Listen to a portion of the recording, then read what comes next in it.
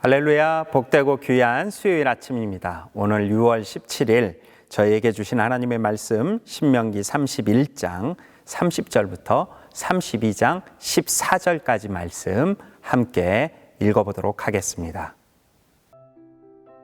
모세가 이스라엘 온 백성이 듣는 데서 이 말씀의 노래를 처음부터 끝까지 낭송했습니다.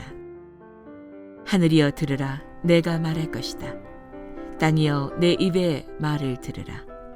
내 가르침이 비같이 내리고 내 말이 이슬처럼 맺힐 것이며 새싹이 돋아나는 들녘에 내리는 이슬비 같고 채소밭에 내리는 많은 비 같을 것이다. 내가 여호와의 이름을 부르리니 우리 하나님 여호와의 위대함을 찬양하라. 그분은 반석이시니 그분이 하시는 일은 완벽하고 그분의 모든 길은 올바르다. 잘못하시는 일이 없으신 신실하신 하나님은 의로우시고 정직하시다. 그들은 그분께 악한 짓을 저질렀으며 수치스럽게도 그들은 더 이상 그분의 자녀가 아니고 삐뚤어지고 그릇된 세대다. 어리석고 지혜 없는 백성들아, 너희가 여호와께 보답하는 게 이것이냐? 너희를 만들고 지으신 분이 너희 창조자이신 너희 아버지가 아니냐? 옛날을 기억하라. 오래전 세대들을 생각해보라. 너희 아버지에게 물어보라. 그가 말해줄 것이다. 너희 장로들에게 여쭤보라. 그들이 설명해 줄 것이다. 지극히 높으신 분이 그 땅들을 기업으로 나누어 주실 때, 그분이 온 인류를 여기저기로 흩으실 때, 그분은 이스라엘 아들들의 수에 따라 그 민족들의 경계선을 정해 주셨다. 여호와의 몫은 그분의 백성들이고 야곱이 그분에게 택하신 기업인 것이다. 광야에 있을 때 그분께서 황무하고 짐승의 소리가 들리는 데서 야곱을 발견하셨다. 그분이 야곱을 방어해 주시고 그를 보살펴 주셨다. 여호와께서 그를 그분의 눈동자처럼 지키셨다. 그 사랑의 모습은 마치 독수리가 자기 둥지를 어지럽히고 자기 새끼 위를 맴돌다가 그 날개를 펴서 새끼들을 잡아 날개 끝에 얹는 것 같다. 여호와께서 규로 야곱을 이끄셨으니 다른 어떤 이방신이 그와 함께하지 않았다. 그분은 야곱이 그 땅 높은 곳을 타고 다니게 하셨고 들판의 열매로 그를 먹이셨다. 그분은 바위에서 꿀을 내어 딱딱한 바위 틈에서 기름을 내어 그에게 힘을 북돋우셨다. 소와 양에서 나온 버터와 우유로 살찐 어린 양들과 염소들로 가장 좋은 바산의 순양으로 가장 좋은 밀가루 반죽으로 그에게 힘을 북돋우셨다. 너희는 거품이 나는 붉은 포도즙을 마셨다. 오늘 저희가 가진 제목은 높은 사랑으로 이끄신 은혜의 자취를 기억하라 라고 되어 있습니다. 사실 오늘 본문은요, 모세의 노래입니다. 모세가 이제 하나님 앞에 설 날이 얼마 남지 않았기 때문에 정말 자기의 이스라엘 백성의 후손들에게, 다음 세대에게 어떻게 하면 하나님을 더 기억하게 할 수 있을까를 고민하면서 지은 노래라고 보여집니다. 이 노래에 큰 특징이 있습니다. 하나님의 누구신가에 대해서 네 가지의 큰 특징이 있습니다. 우리가 1절부터 3절을 보면요, 하나님이 누구신가에 대해서 비 같은 분이라고 되어 있습니다. 2절의 말씀 보면 내 가르침이 비같이 내리고 내 말이 이슬처럼 맺힐 것이며 새싹이 돋아나는 들녘에서 내리는 이슬비 같고 채소밭에서 내리는 많은 비 같을 것이다. 모세는 하나님을 항상 곁에 있으면서 필요한 것을 공급해 주시는 하나님임을 고백하게 합니다. 그리고 또 하나님을 뭐라고 말씀하냐면 4절에 보니까 그분은 반석이시니 그분이 하시는 일은 완벽하고 그분의 모든 길은 올바르다.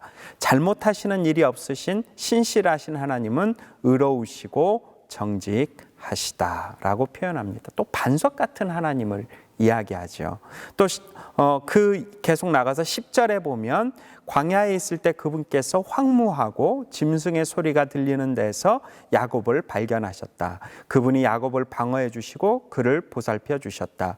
여호와께서는 그를 그분의 눈동자처럼 지키셨다. 눈동자처럼 지키신 하나님을 이야기합니다. 마지막으로 11절에 보면 그 사랑의 모습은 마치 독수리가 자기 둥지를 어지럽히고 자기 새끼를 돌보다가 그 새끼를 펴서 새끼들을 잡아 날개 끝에 얹는 것 같다라고 표현하고 있습니다. 사랑하는 귀한 성도 여러분, 비와 같은 하나님, 또 우리에게 주신 반석 같은 하나님, 그리고 눈동자 같은 하나님, 그리고 또 새끼를 돌보는 독수리 같은 하나님을 이야기하는데요. 이 하나하나에 깊은 의미가 있습니다. 그런데 특별히 저는 두 가지의 예화를 보면서 여러분들과 함께 나누고 싶습니다. 이것은 성도들이, 또한 하나님을 믿는 사람들이 이 하나님에 대해서 반응을 해야 되는 건데, 첫째가 어디냐면 반석 같은 하나님이십니다. 반석 같은 하나님. 반석은 광야를 걸어가는 사람들, 특별히 모래가 많고 무너지는 흙이 많은 곳에서 살아가는 사람들에게는 집을 지을 때 꼭 필요한 곳입니다. 반석이, 돌이 든든하게 세워진 데에 집을 지을 때 그때 무너지지 않는 집을 지을 수 있는 것이죠. 그래서 우리가 아는 것처럼 마태복음 7장 24절에서 27절 예수님께서 하신 말씀에 보면 이렇게 되어 있습니다. 누구든지 나의 말을 듣고 행하는 자는 그 집을 반석 위에 지은 지혜로운 사람 같으니 비가 내리고 창수가 나고 바람이 불어 그 집에 부딪혀도 무너지지 않음은 이는 주추를 반석 위에 놓은 까닭이요 나의 이 말을 듣고 행하지 아니하는 자는 그 집을 모래 위에 지은 어리석은 사람 같다라고 말하고 있습니다. 반석은 무엇입니까? 예수님께서 말씀하시기를 반석은 하나님의 말씀이라는 겁니다. 하나님의 말씀에 있는 사람을 반석 위에 세운 사람이라고 말합니다. 그런데 왜 사람들은 내가 반석 위에 있는지 모래 위에 있는지를 모를까요? 그것을 깨닫게 하기 위해서 하나님이 택한 방법이 있는데 바로 11절에 있는 방법입니다. 11절 읽어보겠습니다.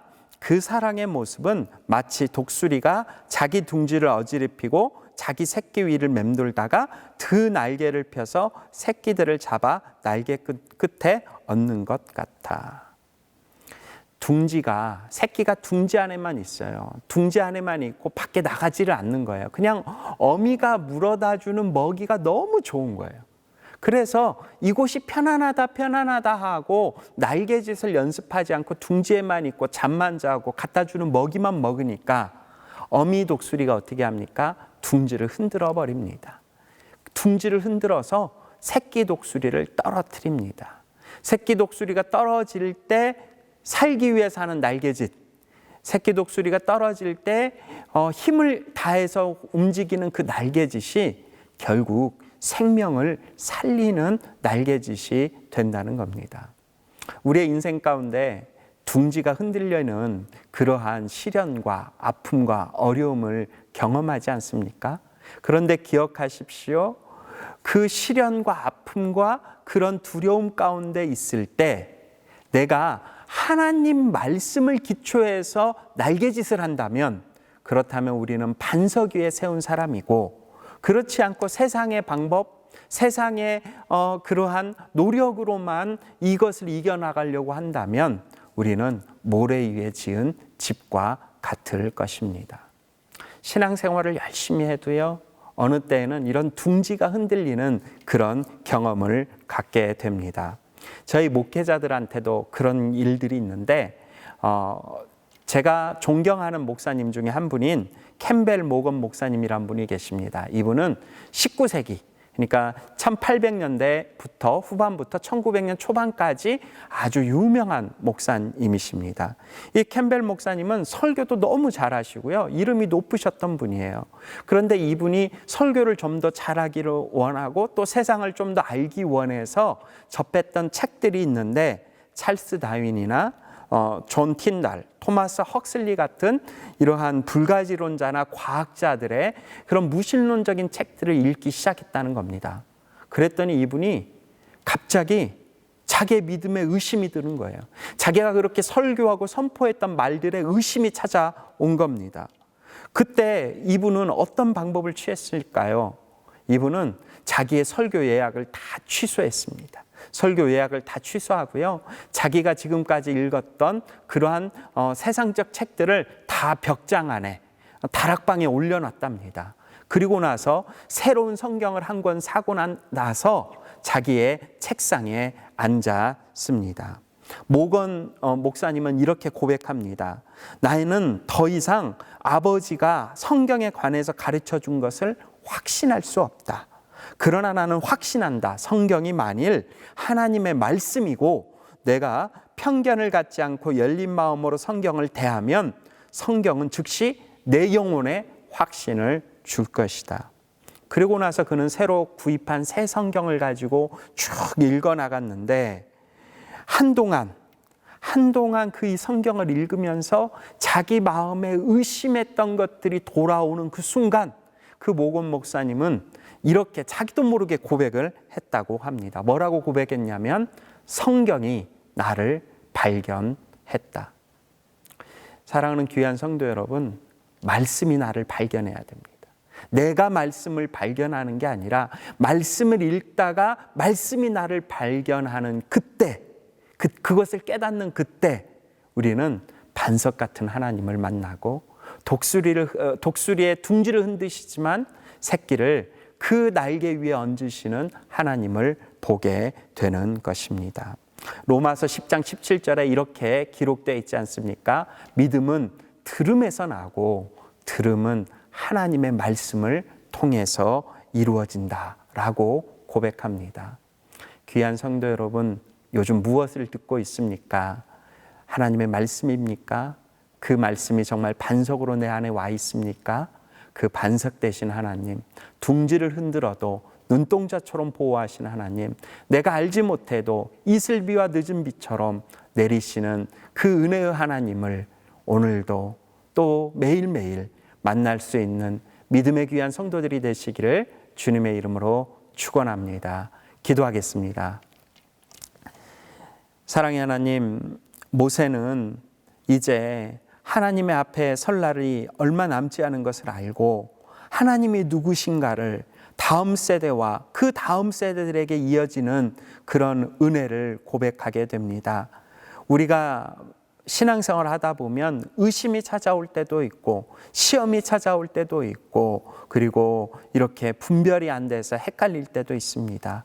그때 주님, 반석 같으신 그 하나님의 말씀을 붙잡고 둥지를 흔드시지만 결코 그 새끼를 놓치지 않는 독수리처럼 우리를 눈동자처럼 보호하시고 이슬비의 은혜를 허락하시는 그 하나님을 만나는 우리 귀한 성도들이 되도록 역사하여 주시옵소서. 세상은 시끄럽고 어렵다라고 말합니다. 그 시끄럽고 어려운 곳에서 세상의 지혜를 구하는 우리 성도의 삶이 아니라 주님의 말씀 안에서 말씀으로 성경이 나를 발견하게 하는 역사가 있게 하여 주시옵소서. 그런 은혜를 주실 주님께 감사드리며 예수 그리스도 이름으로 기도하옵나이다. 아멘.